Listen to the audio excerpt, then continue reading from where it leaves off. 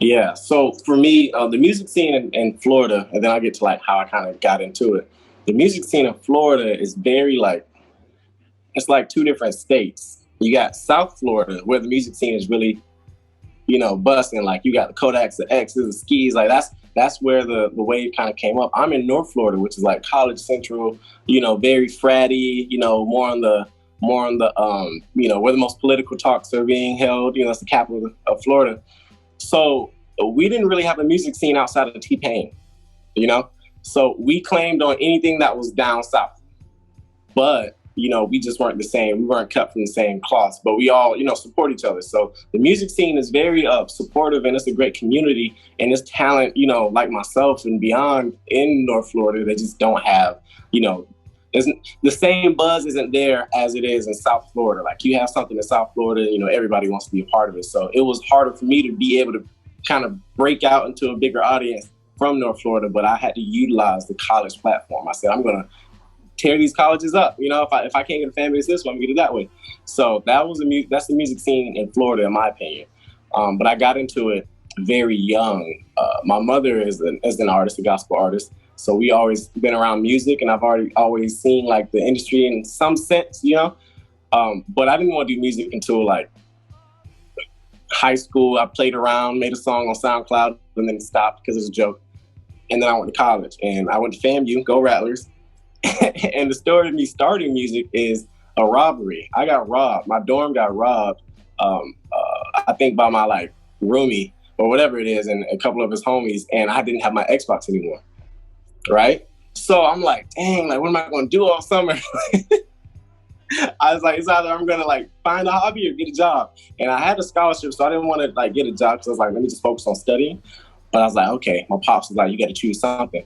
I had the studio equipment at home. I knew how to do the thing. I said, why not make a song?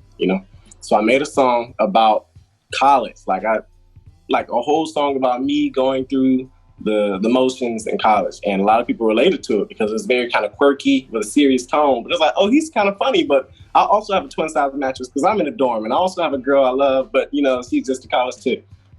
And because of that, I think the college people just rocked with me. And then I kept doing music since. And then I found the headband at a show, and I said, hey, let's do it. Let's rock it. And I chose my name because I like Japanese food. So Hibachi and Bachi, I kind of just, my own interest is what my music is. So I just kind of like throw my life at people. All right. So I'll be honest with you. I don't even know what kind of mic I had or interface. All I know is that I had Pro Tools, and I learned the crap out of Pro Tools on YouTube University. And I already had some skills just to record and things like that. But I made investments and said, I'm going to get the mixing things and the channels I can use. And that was a setup. It was just a mic, some rinky-dink speakers, and some headphones that I had. They weren't studio quality. It was just regular stuff, right? And then over time, people got more invested with me, and I started doing like, showcases and, just working it up, using money. And I ended up getting like, it wasn't a big step up, but like a Rode mic, interface, Focusrite interface.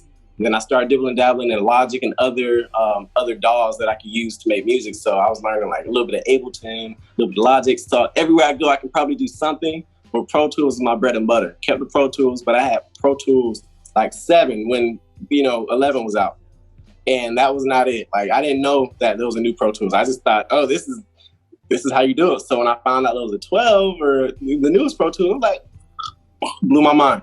So I got that now. I'm good on that.